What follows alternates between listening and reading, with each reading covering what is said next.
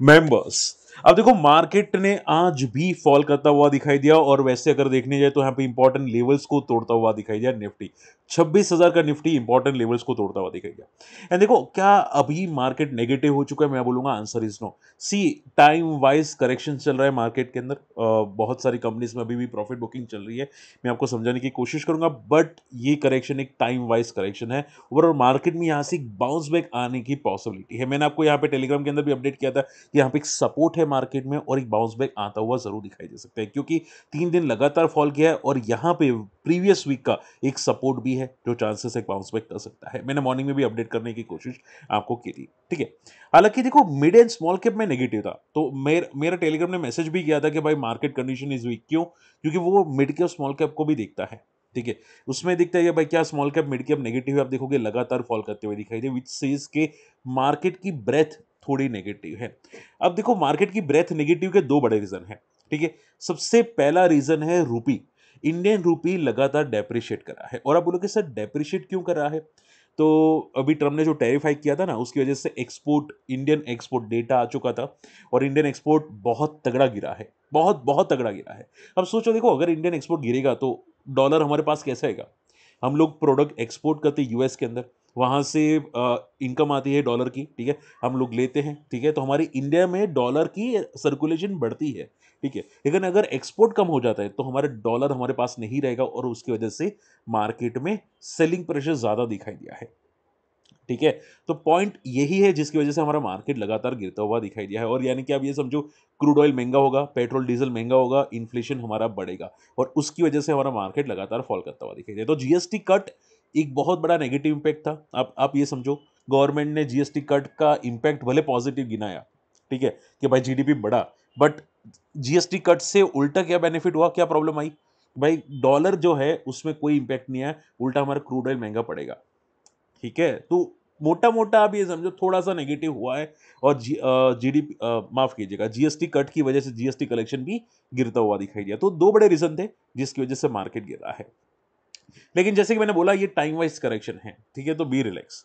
आज देखो सबसे ज्यादा गिरा है पीएसयू बैंक्स। अब देखो ध्यान से सुनो, मार्केट में बहुत सारे लोग अफवाह फैलाते हैं, न्यूज़ चैनल्स वाले, ठीक है। और आप देखोगे न्यूज़ चैनल वालों ने क्या अफवाह फैलाई थी कि भाई यहाँ पे गवर्नमेंट एफडीए की लिमिट बढ़ाने वाला है, इसकी वजह से पीएसयू बैंक्स भाग रहे थे, ठीक है। अब देखो मैं तो अफवाह फैलाता नहीं हूँ, यहाँ पे बड़े न्यूज़ वाले फैलाते हैं और उसकी वजह से देखोगे पीएसयू बैंक्स भागता हुआ दिखाई दिया। लेकिन जैसे ही गवर्नमेंट का अपडेट आया कि भाई गवर्नमेंट ने ना बोल दिया कि भाई एफडीए लिमिट नहीं बढ़ाएंगे, ठीक है, पीएनबी सबसे तगड़ा गिरा। और आज अगर देखोगे पीएनबी का हाल देखो यहाँ पे, सी पीएनबी, ठीक है, पंजाब नेशनल बैंक 4.5% गिरता हुआ दिखाई दिया। एक टाइम पे आई थिंक 5-6% से ज्यादा गिरा था इंट्राडे के अंदर, ठीक है।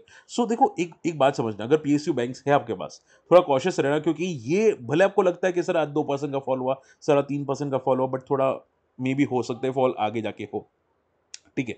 सो कॉशियस रहना, ये सिचुएशन थोड़ी सी पैनिक क्रिएट करवा रहा है पीएसयू बैंक्स के अंदर, ठीक है। हालांकि देखो मिड टर्म के लिए या लॉन्ग टर्म के लिए पॉजिटिव हो सकते हैं, लेकिन अभी मान लो कि 10 से 12% करेक्शन आ जाए तो क्या करोगे? 15% करेक्शन आ जाए तो क्या करोगे? तो इससे बेटर है थोड़ा कॉशियस रहो, ठीक है, क्योंकि ये जो न्यूज़ है वो मुझे लगता है आने वाले टाइम के अंदर थोड़ी इंपैक्ट तो डेफिनेटली करेगी करेगी, ठीक है। तो ये बात ध्यान में रखिएगा और पीएसयू बैंक्स में थोड़ा केयरफुल रहने की कोशिश कीजिएगा अभी के लिए, ठीक है। जितने भी पीएसयू बैंक्स है, इंडियन बैंक, पीएनबी बैंक, ये सब और गिर सकते हैं आगे जाके।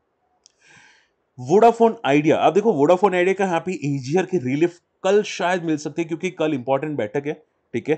और ये बैठक में अगर कुछ अपडेट होगा तो वोडाफोन आइडिया पॉजिटिव रहेगा, वरना नेगेटिव होगा।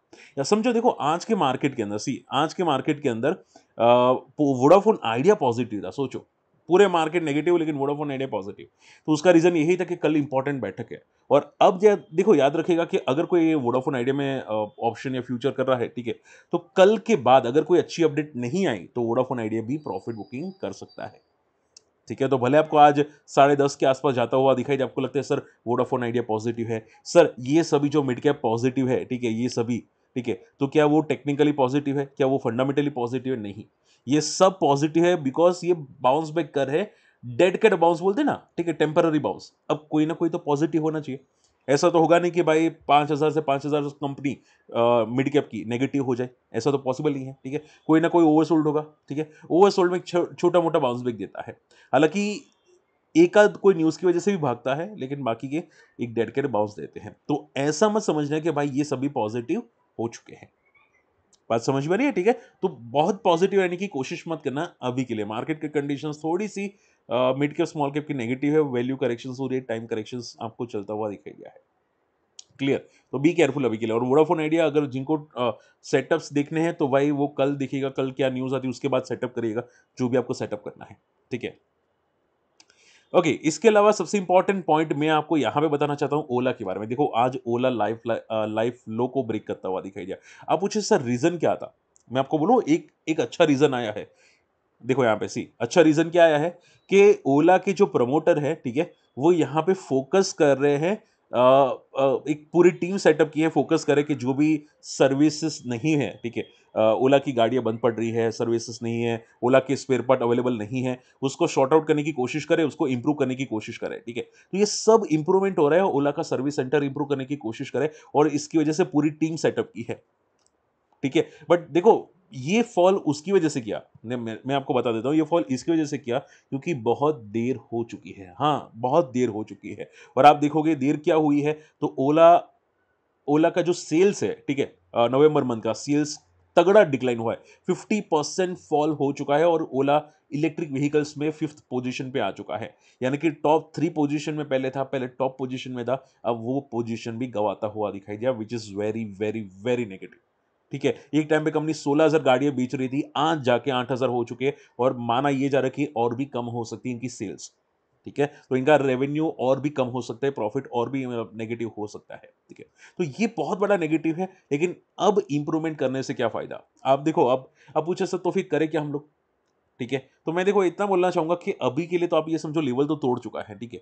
अब जैसे टाटा मोटर्स आपको पता है कि ₹50 पे आ चुका था कोविड के टाइम पे, टाटा मोटर्स। उनकी सेल्स खराब हो चुके थे बिकॉज़ टाटा नैनो आई थी। लेकिन कुछ सालों के बाद वापस टाटा मोटर्स ने रिकवरी की और 1000 का लेवल टेस्ट करता हुआ दिखाई दिया, ठीक है? तो आप ये समझो कि अगर ओला अपनी सेल्स एंड सर्विस रिकवर करता है, तो वापस आने की चांसेस है, बट आई थिंक टाइम ले सकता है, ठीक है? तो अब ये समझ के चलो इंपॉर्टेंट लेवल्स तोड़ चुका है 40 का, व्हिच सेज कि अब ये थोड़ा और नीचे जा सकता है। अब इसका अगला सपोर्ट है 30 के आसपास का, ठीक है? और आपको सपोर्ट अगर मान लो सर नहीं आता मुझे सपोर्ट पिक करना, तो यहाँ पे पिवट पॉइंट्स रख के देखो क्या आ रहा है यहाँ पे, ठीक है? अगर पिवट पॉइंट्स देखोगे तो यहाँ पे इंपॉर्टेंट लेवल्स वो है 35 के आसपास पिवट पॉइंट्स आ रहे हैं यहाँ पे, जो एक बार के लिए तो टेस्ट करने की कोशिश ज़रूर कर सकते हैं यहाँ पे ओला, ठीक है? तो वहाँ तक जा सकता है। हालाँकि देखो मुझे ओला अभी भी पसंद है, बट क्या है कि ये इम्प्रूवमेंट आएगा तब जाके ये भागेगा, ठीक है? तो देखते हैं यहाँ पे मार्केटिंग भी इसको अच्छी करनी पड़ेगी या सेल सर्विस अब और इम्प्रूव करनी पड़ेगी, तो आगे जाके अच्छा मूव कर सकते हैं। बाकी तो अभी के लिए तो थोड़ा वीकनेस है और वीकनेस कंटिन्यू रह सकती है, ठीक है? तो ये बात ध्यान में रखिएगा। ओके, इसके अलावा केपीआई ग्रीन को बहुत अच्छा ऑर्डर मिला और उसकी वजह से आज केपीआई ग्रीन थोड़ा बहुत पॉजिटिव पुल बैक कर रहा था। एंड देखो मैंने सोलर का वीडियो प्रिपेयर कर दिया है। हालाँकि ये पावर जनरेशन में सोलर, और मैंने जो वीडियो प्रिपेयर किया है वो वारी एनर्जीज़ विक्रम सोलर पे बेसिस है, ठीक है? तो एक बार जाके ज़रूर चेकआउट कीजिएगा, आपको समझ में आ जाएगा, ठीक है? और रही बात केपीआई ग्रीन की, तो इसका भी ट्राई करूँगा, अलग से वीडियो बनाने की कोशिश करूँगा, बट केपीआई ग्रीन एक सपोर्ट के आसपास है, एक कंसोलिडेशन है, ऑर्डर्स मिल रहा है तो आज पुल बैक दिया था, ठीक है? फ्यूचर में मुझे लगता है कि मिड कैप रिकवर करेगा तो ये भी रिकवर करने के चांसेस दिखाई ज़रूर दे रहे हैं। तो आई थिंक बी रिलैक्स, ठीक है? और जब भी मिड कैप रिकवर करता है इसने देखो यहाँ पे काफ़ी अच्छा रिकवर किया था 320 से लेके 560 तक। तो अगर मान लो यहाँ से मिड कैप रिकवर करते हैं तो ये वापस अपने लाइफ हाई के आसपास जाने की कोशिश एक बार के लिए तो कर सकता है। ठीक है? तो बी रिलैक्स, अभी के लिए थोड़ा रिलैक्स रहना और मार्केट में बस अपना लॉसेस मत करना, थोड़ा शांत रहना, लॉसेस कम करना, अगर हो सके तो अवॉइड करना। ठीक है? वीडियो देखते रहना, तो मैं आपको ट्राई करूँगा कि आप रैंडमली ट्रेड ना लें। And last not the least bank of Maharashtra, sir क्या ओएफएस अप्लाई करना चाहिए? देखो गवर्नमेंट का जो मर्जर अगर अगर एफडीआई लिमिट इंक्रीज नहीं करने वाला है तो ये थोड़ा टेम्पररी नेगेटिव हो सकता है। तो मुझे लगता है कि ओएफएस भले यहाँ पे ओवर सब्सक्राइब हो चुका है, बट गवर्नमेंट ने क्लियर कट बोला है कि अगर ओवर सब्सक्राइब हुआ है तो हम लोग और स्टेक सेल करेंगे। यानी कि ओएफएस में अप्लाई करने का मुझे नहीं लगता कोई फायदा होगा, क्योंकि वो लोग और स्टेक सेल करेंगे और डाइल्यूट करेंगे ताकि ये स्टॉक ऊपर अभी के लिए तो ना जाए, ठीक है? तो थोड़ा कॉशियस रहेगा बैंक ऑफ महाराष्ट्र में। ओएफएस अप्लाई करना भी थोड़ा-सा रिस्की बन सकता है, क्योंकि गवर्नमेंट और स्टेक सेल करेगी अगर ओवर सब्सक्राइब ज़्यादा होता है। चलिए, तो मैंने देखो ज़्यादातर इंपॉर्टेंट पॉइंट्स बता दिए हैं, शॉर्ट एंड सिंपल में थोड़ा कॉशियस रहना, मार्केट में वीकनेस है, स्टॉक स्पेसिफिक रहना, हो सके तो स्ट्रैटेजी को चेंज करते रहना। मैंने आपको निफ्टी की स्ट्रैटेजीज़ बताई है हेजिंग वाली, नेकेड पोजीशन मत करना वरना लॉसेस हो सकते हैं, ठीक है? और अगर करना है तो बैक टेस्टेड स्ट्रैटेजी यूज़ करके करना चाहे कर सकते हैं। क्लियर? चलिए मिलते हैं अगले वीडियो में, टेक केयर, बाय-बाय।